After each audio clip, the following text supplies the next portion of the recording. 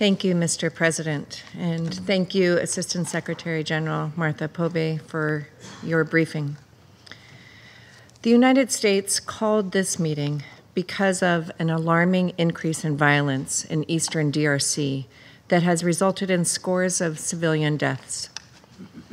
These attacks go against the spirit and the letter of both the bilateral DRC-Rwanda peace agreement and the DRC M23 Declaration of Principles. Let me be clear. The killings perpetrated by the Rwanda-backed M23 against civilians in Rushuru territory and elsewhere are horrifying, and the United States condemns them in the strongest terms. Furthermore, U.S. government information confirms that M23, supported by Rwandan Defense Forces elements, battled DRC forces around Mulamba in Sud-Kivu province in the DRC, beginning on 8th of August. We are also deeply concerned about the reports of attacks against civilians by armed groups operating with the support of some members of the Congolese army in Nord-Kivu and Sud-Kivu. The appalling ISIS DRC attacks recently against Christians underscore the broad instability in eastern DRC. We appreciate the efforts of the UN and NGOs to shed light on these unacceptable acts and condemn efforts to delegitimize the reporting of OHCHR and MONUSCO on this conflict. Mr. President, the United States fully expects the DRC and Rwanda to uphold their obligations to cease hostile acts and resolve disputes by peaceful means through the Joint Oversight Committee established by the June 27th peace agreement.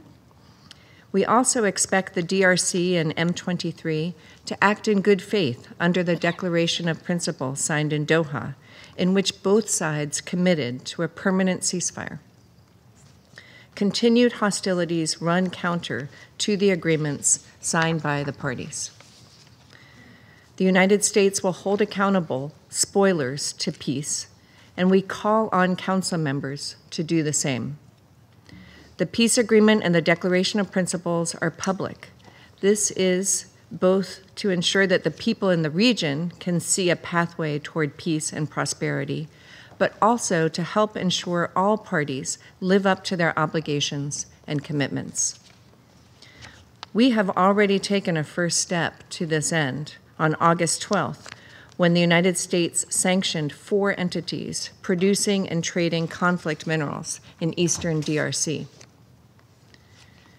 Mr. President, we appreciate the African Union hosting the first Joint Security Coordination Mechanism meeting on August 7th, which initiated the concept of operations of the Harmonized Plan for the Neutralization of the FDLR and the lifting of defensive measures by Rwanda.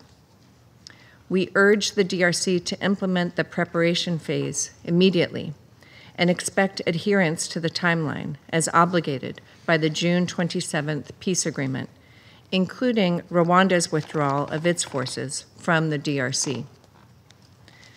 We applaud Qatar's efforts in leading negotiations in Doha between the government of the DRC and M23. We also appreciate the efforts of the ICRC in implementing confidence-building measures between the two sides. And we support the efforts of the Togolese president as the AU's designated mediator in the crisis, and his leadership of the 5 facilitators named by the EAC and SADC. We similarly appreciate the AU Commission acting as a secretariat for the facilitators and urge them to implement their mandate as swiftly as possible. Implementation of the Regional Economic Integration Framework is dependent on the adherence of all parties to their obligations under the peace process. The United States is ready to support this effort through investment that benefits both the United States and the people of the region. However, to realize these opportunities, administrative control of the region must return to the DRC government under a governance structure that is representative of the local communities.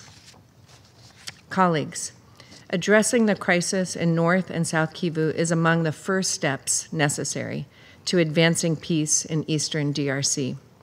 To this end, all of us must hold to account ISIS DRC, armed groups, and other destabilizers for their egregious actions and insist all parties honor their obligations and commitments. I thank you.